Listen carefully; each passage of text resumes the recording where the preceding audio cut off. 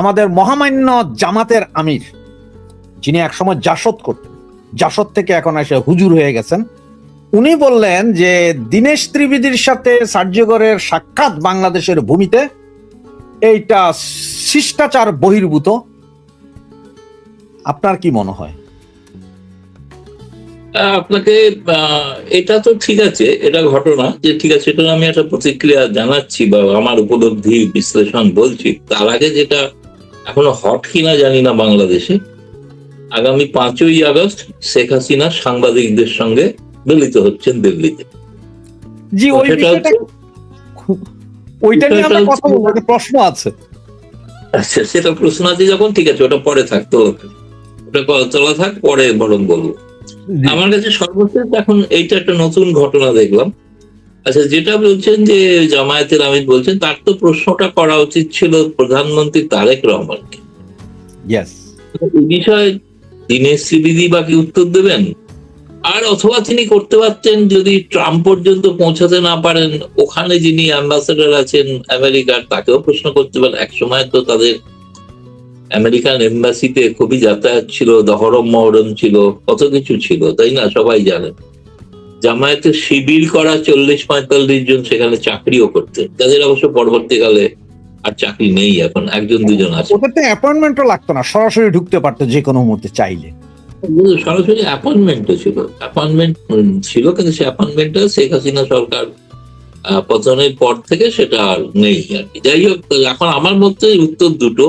এক, তিনি প্রধানমন্ত্রীর কাছে প্রশ্নটা জানতে চাইছেন যে কেন সার্জেই গোরকে আমেরিকা বাংলাদেশ প্রশাসন থেকে বা পররাষ্ট্র মন্ত্রণালয় থেকে কেন বলা হলো না বা সতর্ক করা হলো না যে আপনি তৃতীয় একটি দেশের রাষ্ট্রদূতের সঙ্গে দেখা করছেন। অথবা তিনি কিনস্টন, তাকে ওরা মনে করেন যে আমেরিকা তাদের ভীষণ পক্ষের লোক, তাদেরকে জিজ্ঞেস করলেও পারতেন। সুতরাং এই বিষয়ে তো আমার তো বলার কিছু নেই। দীনেশ ত্রিবেদী তিনি সাক্ষাৎ করতে, তিনি তো চাননি, সার্জেই গোর চেয়েছেন, সেই জন্য তিনি সকালবেলা তার হোটেলে গেছেন এবং আমি শুনেছি যে 8টা 10 থেকে 9টা 40 দীর্ঘ বৈঠক হয়েছে। তারপরে তিনি কক্সবাজারে যান। দীর্ঘ সময় ধরে যে কথাবার্তা হয়েছে, আলাপ হয়েছে, সে বিষয়ে অবশ্য বিস্তারিত কেউ কিছু জানাননি, ফলে এই বিষয়ে তো বলা যাবে না। নিঃসন্দেহে এটা একটা তাৎপর্যপূর্ণ ঘটনা, এ বিষয়ে তো কোনো সন্দেহ নেই। রাশেদ ভাই। হ্যাঁ দাদা, এবার আপনার সেই প্রশ্নটাই আসছি। এই যে এই ছবিটা, এখন আমার যেটা প্রশ্ন দাদা, আমার প্রশ্নটা হচ্ছে যে আমি আপনাকে এবং আমাদের যে ভাইয়া আপুরা ছিলেন আর কি, ওনারা আজকে 2 দিন ধরে প্রচার করছে শেখ হাসিনা ভারতের মাটিতে বসে রাজনীতি করতে পারবে না, নিষেধাজ্ঞা আছে। কিন্তু হঠাৎ করে 5ই আগস্ট দিল্লিতে ফরেন করেসপন্ডেন্স ক্লাবের মতো একটি উন্মুক্ত ফোরামে তিনি বক্তৃতা দিবেন। এটা কিভাবে? নাকি আপনার মোদী সরকার কি আমাদেরকে, যে যেমন ক্রিকেটে আপনারা আমাদের পেলে যেমন 4 ছক্কা মারেন, তেমনই মারছেন? কোনটা? আপনি কি 4 ছক্কা পিটাচ্ছেন আমাদের? বাংলাদেশের মিডিয়ার প্রতি সম্মান জানিয়ে বলি, তারা ওই রিপোর্টের তারা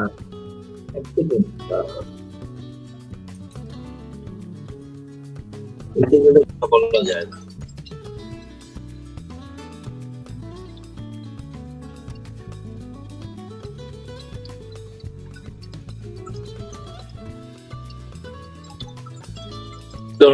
এই সময় কথা বললে শুনতে পাবেন না, ভয়েসটা লো হয়ে যায়। জি জি, ফোনটা না কাটলে কথা বলা যাবে না, আর এই ফোনেতে ফোন আসতেই থাকে, এর সমস্যা। তো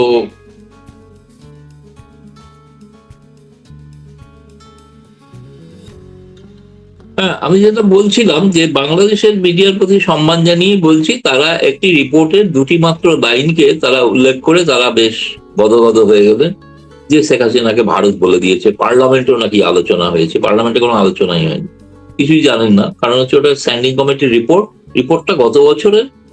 এবং সেই সময় মনে আছে যে হাদি হত্যাকাণ্ডের পর বাংলাদেশ সরকার যখন ভারতকে একটা কড়া চিঠি দিয়েছিলেন, তার প্রত্যুত্তরে ভারত যে জবাব দিয়েছিল, যেটা লিখিত আকারে, যেটা প্রকাশ্যে, সেটা হচ্ছে ভারত কখনো রাজনীতিতে প্রশ্রয় দেয় না। রাজনীতি করার জন্য শেখ হাসিনা এখানে আছেন, তিনি সম্মানিত অতিথি হিসেবেই আছেন, কিন্তু তাকে কোনো রাজনীতি করা দেওয়া হয় না। ফলে সেই সময়কার ওই ঘটনার পরিপ্রেক্ষিতে ওইটা সেই জবাবটাই আবার স্ট্যান্ডিং কমিটিতে উল্লেখিত হয়েছে, এবং সেটা স্ট্যান্ডিং কমিটি বলেছে এটা সরকারের পক্ষে ভালো সিদ্ধান্ত। কিন্তু ওইখানেতেই বলা আছে শেখ হাসিনাকে প্রত্যার্পণ করা যাবে না, ওখানেই বলা আছে ভারত বাংলাদেশের সম্পর্কে ভিত্তি একটাই, ৭১-এর মুক্তিযুদ্ধ, এছাড়া কিছু নয়। সেগুলো ওখানে লেখা আছে, সেগুলো কোথাও ছাপা হয় না, ছাপা হয়েছে একটা লাইন রাজনীতি।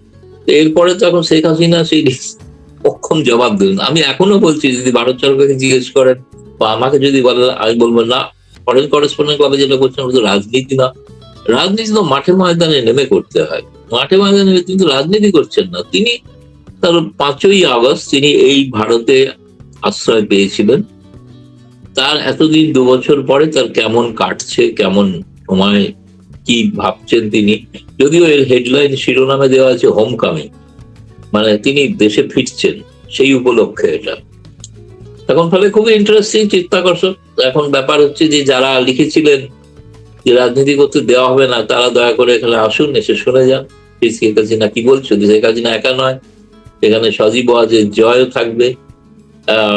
তবে তিনি, আমি শুনেছি তিনি অডিও মারফত থাকবেন, মানে শেখ হাসিনা অডিও মারফত থাকবেন, ভিডিও নয়। আগে একবার বলেছিলাম বলে প্রচুর কন্ট্রোভার্সি হয়েছিল, আপনি বলেছেন ভিডিও, আমি কিছুই বলিনি, ভিডিও আমি বলেছি তিনি উপস্থিত হবেন।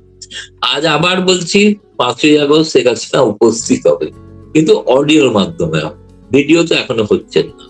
তবে এমনি বাকি তো পুরনো সাবেক শিক্ষামন্ত্রী তিনি থাকবেন, আরো কিছু কেউ থাকবেন যাদের নাম ওখানে দেওয়া আছে, ছাত্রলীগের নেতা ইত্যাদির নাম দেওয়া আছে।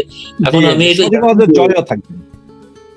হ্যাঁ বললাম তো, সজীব ওয়াজেদ জয় থাকবেন, তিনি সরাসরি থাকবেন, তিনি হচ্ছেন ভিডিও মারফত থাকবেন।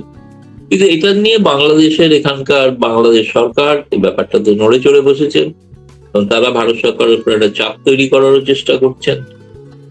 এখনো পর্যন্ত আগের বারও করেছিলেন, তাতে কোনো লাভ হয়নি। এখন ফরেন করেসপন্ডেন্ট ক্লাবকে ভারত সরকার কি করে বলবে যে তোমরা এমন কোন অনুষ্ঠান করো না? এটা তো বিদেশে ভারতের মুখ করবে, সব দেশ তো বাংলাদেশ নয় না। বাংলাদেশে আপনি যা খুশি তাই নির্দেশ দিতে পারেন সাংবাদিকদের, সেটা চলেও, তারা মেনেও নেয়, আর যারা মানেন না তারা জেলে যান। কিন্তু ভারতে তো এটা করা সম্ভব না। ফলে সেই জন্য এখন দেখা যাক, এখনো সময় আছে। আজকে ২ তারিখ, ৫ তারিখে ঘটনাটা ঘটবে সন্ধ্যে ৬:৩০। তো আশা করি, এবং এফসিসি যেটা তাদের ফেসবুক লাইভও আছে, ফলে লাইভে যে যেখানে আছেন ভারতীয় সময় ৬:৩০ তারা যদি ফেসবুক দেখেন তাহলে দেখতে পাবেন আশা করি। আমি একজন শ্রোতা হিসেবে যাব আর কি। আচ্ছা, আপনি ওখানে উপস্থিত থাকবেন। দাদা, ভারত সরকার রাজনীতি কোনটাকে মনে করে? যদি ধরেন যন্তর মন্তরে গিয়ে শেখ হাসিনা ভাষণ দিত আর আওয়ামী লীগ নেতারা ওখানে জয় বাংলা স্লোগান দিত, তাহলে এটা তো রাজনীতি। হ্যাঁ, তখন হয়তো লাঠি টিয়ার গ্যাস চলতে পারত, সেগুলো রাজনীতি। এখন এটা তো মানবাধিকার সংস্থা বা কারোর সাথে কথা বলা, এটা কি রাজনীতির ভেতরে পড়েন? না, রাজনীতি মানবাধিকার সংগঠনের লোক নিউ ইয়র্ক থেকে আসছেন, তিনি তার সঙ্গে কথা বলবেন, এবং সেখানে মিডিয়া থাকবে।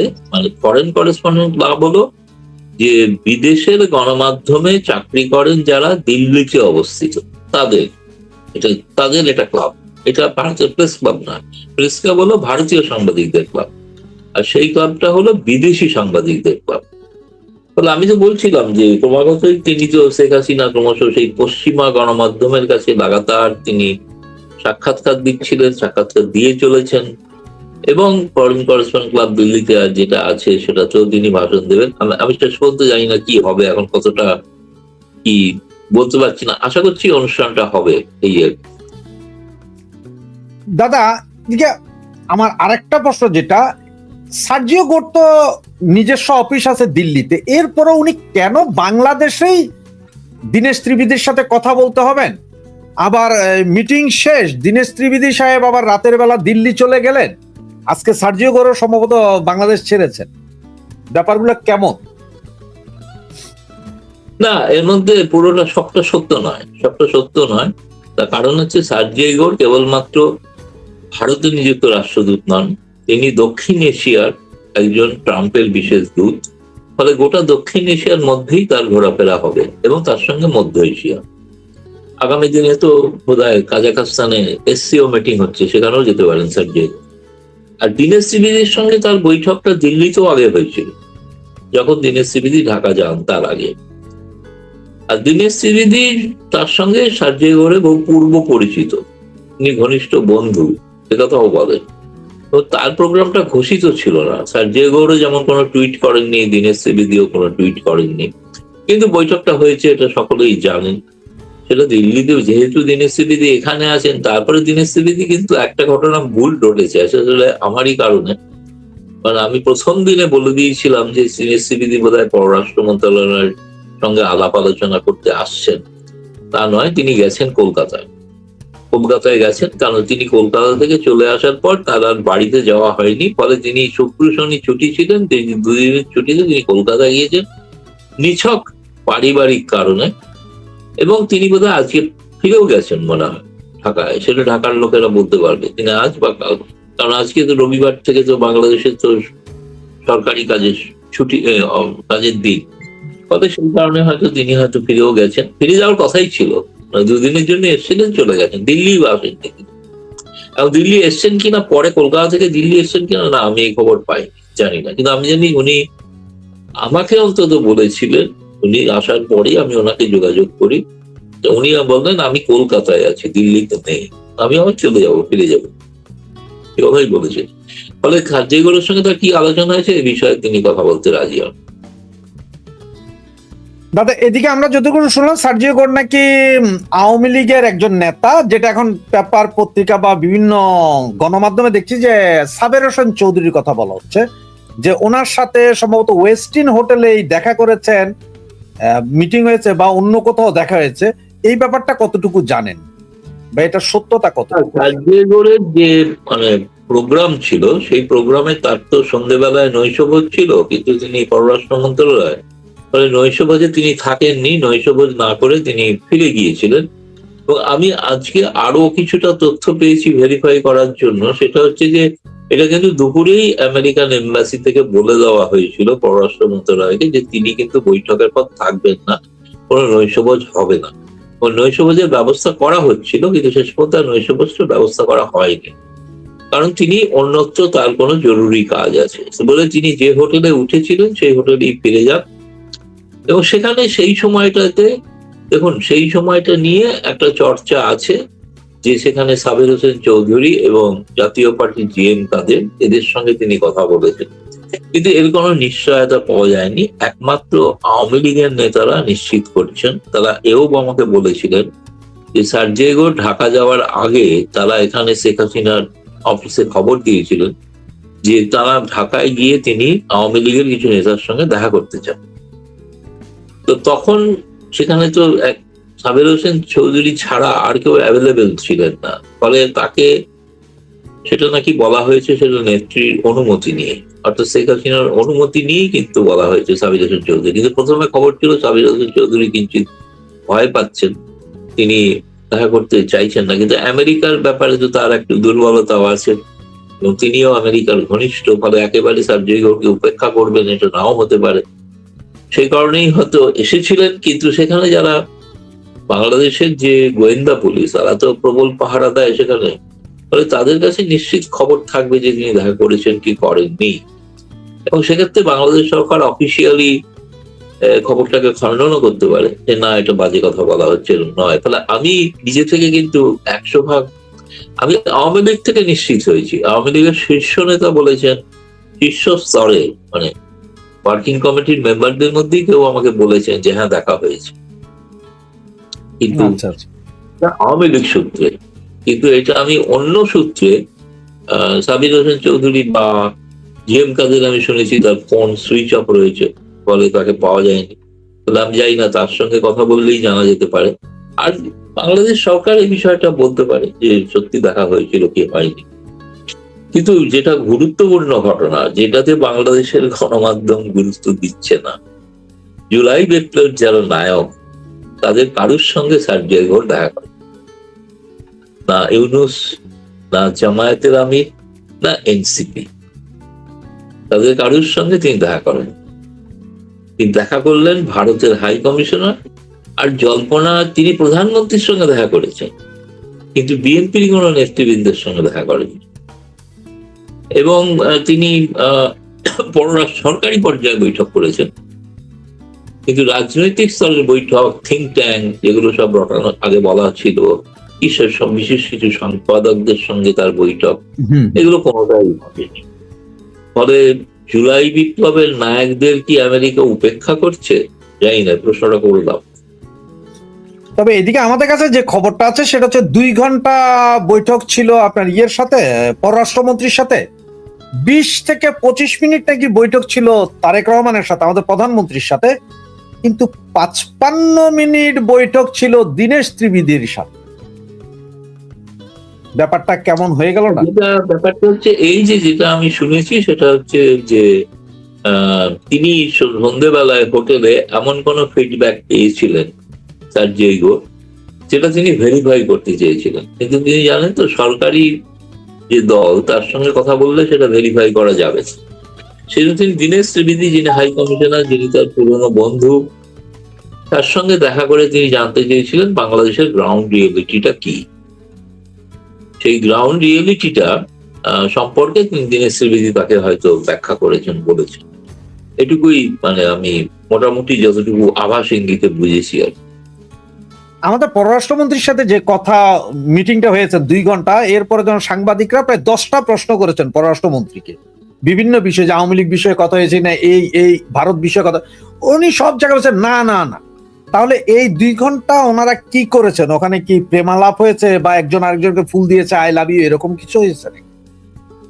না, কতগুলো আমেরিকার তো ব্যবসায়িক সম্পর্ক থাকে। আমেরিকা তো বলেছে তারা বিজনেস টিম পাঠাবেন এখানে, ব্যবসা তারা করতে চান। রিপাবলিকান আমেরিকানরা তারা ব্যবসা নিয়ে বেশি আগ্রহী, ফলে ব্যবসায়িক বিষয় নিয়ে কথাবার্তা হয়েছে। আর একটা হয়েছে আলোচনা, যেটা আমার মনে হয়, আমি যেটা শুনেছি, বৈঠকের পরই পররাষ্ট্রমন্ত্রী এবং উপদেষ্টা দুজনেই প্রধানমন্ত্রীর কাছে প্রায় দৌড়ে গিয়েছিলেন। কারণ আমেরিকা একটা প্রস্তাব দিয়েছে যে ট্যাক্সিডিকা নামে যে আর্টিফিশিয়াল ইন্টেলিজেন্স এবং যে গোয়েন্দাগিরির একটা ইন্টারন্যাশনাল অ্যালায়েন্স তারা তৈরি করেছেন, যেটাতে ভারতও আছে, মূলত চীন বিরোধী। সেটাতে তারা চান যে বাংলাদেশ তাতে সামিল হোক। কারণ বাংলাদেশ চীনের এরকম একটা নেটওয়ার্ক, তার মধ্যে নীতিগত সম্মতি তারা দিয়ে বসেছেন যে তারা তার শরিক হবেন। এবং গতকাল রাতে বাংলাদেশের পররাষ্ট্র মন্ত্রণালয় থেকে কিন্তু একটা ছোট আকারের একটা বিজ্ঞপ্তিও জারি হয়েছিল যে চীনের ওই প্রস্তাবটাকে তারা গ্রহণ করছে। আমেরিকা যে প্রস্তাব দিয়েছিল যে প্যাক্সিলিকা, সেটাতে কিন্তু কোনো তারা এখনো সম্মতি দেননি। ফলে এই বিষয়টা নিয়ে আমেরিকা ভারত যেখানে একজোটে সামিল, এবং আমি তো বরাবরই বলছি যে আমেরিকা ভারত ইদানিংকালে বাংলাদেশের বহু বিষয়ে তারা সহমত, বিশেষ করে চীনের প্রভাব রক্ষা, অন্তর্ভুক্তিকালীন একটি রাজনৈতিক ব্যবস্থা, এবং আন্তর্জাতিকভাবে কিভাবে চীনকে বিরোধিতা করা যায় সেই ব্যাপারে তো ভারত যুক্তরাষ্ট্র এক। ফলে সেই বিষয়ে কিন্তু বৈঠকগুলি খুব সফল হয়নি বলেই আমি বলতে পারি।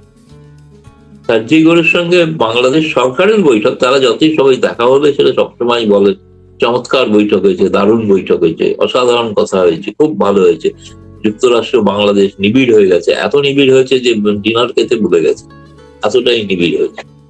সুতরাং এগুলো তো কূটনীতির একটা অঙ্গ না?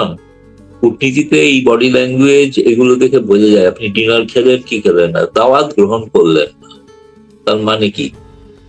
আপনি আমাকে দাওয়াত দিলেন আর আমি বললাম না রাশেদ ভাই, আমি আজকে খেতে পারবো না, আমি চললাম, অন্য জায়গায় ব্যস্ত আছি, এটা কি আপনাকে অপমান করা নয়? তাই তো আমি সাধারণ বুদ্ধিতে তাই বুঝি। বাংলাদেশের এখন তারেক রহমানদের সৌজন্যবোধটা কি আমি জানি না, তার ব্যাখ্যা কি? তারা বলছেন আওয়ামী লীগ কোনো ব্যাপারই না, নন এন্টিটি, কোনো গুরুত্বই নেই। তো গুরুত্ব নেই তো তাকে বাংলাদেশে ঢুকতে দেন, তার আলোচনা তো গুরুত্বই নেই। গুরুত্বও নেই অথচ তার নিষেধাজ্ঞা রাখবেন, কোন ইররেলিভেন্ট একটা শব্দ ব্যবহার করেছেন, ইররেলিভেন্ট।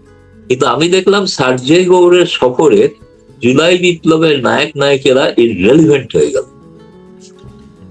এবং তাই না? গতকালকে আজকে সার্জিগোর চলে গেল, এত মিটিং হলো, আওয়ামী লীগ ভারতে দাফন হয়ে গেছে। হয়ারাজ গতকাল সন্ধ্যার পর থেকে পুলিশকে সর্বোচ্চ সতর্ক অবস্থায় রাখা হয়েছে, এটা জারি করা হয়েছে। ওই তো এতটাই ইররেলিভেন্ট, এতটাই ইররেলিভেন্ট।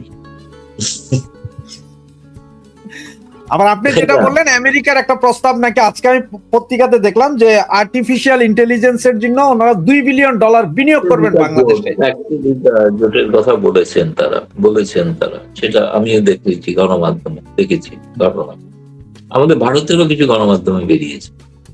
আচ্ছা দাদা, এদিকে তো অন্য যেই কাহিনীটার দিকে এখন মনে হয় যাচ্ছে যে সার্জিও কক্সবাজারে গেলেন, ওখানে কি কি করলেন এগুলো প্রকাশ হয়নি, বা সার্জিও যদি টুইট করেন আমরা হয়তো জানতে পারবো। তো কক্সবাজারে ওইদিকে যাওয়া মানে তো করিডোর এগুলোর বিষয় আছে অনেক কিছু। তো চাইনিজ করিডোর হবে না আমেরিকান করিডোর হবে, নাকি আমাদের তারেক ভাই বলবো যে কাউকেই দিব না, কোনটা মনে হয় আপনার? জানি না, আমার তো দেখে শুনে মনে হচ্ছে যে বাংলাদেশ সরকার বোধহয় একটা $1 কয়েন নিয়ে বোধহয় হেডটেল করলে যার পক্ষে পড়বে সেদিকে যাবে, এরকম একটা অবস্থায় আছে। কোনো সিদ্ধান্ত নিতে পারছে কোন দিকে যাবে। শি জিনপিং এর প্রস্তাব, ট্রাম্পের প্রস্তাব, দুটো নিয়ে তো হিমশিম অবস্থা। দুই হচ্ছে, আপনাকে আরেকটা কথা বলি, সেটা হচ্ছে যে রোহিঙ্গাদের ক্যাম্পটা দেখাশোনা করে ইউনাইটেড নেশনস, জাতিসংঘ।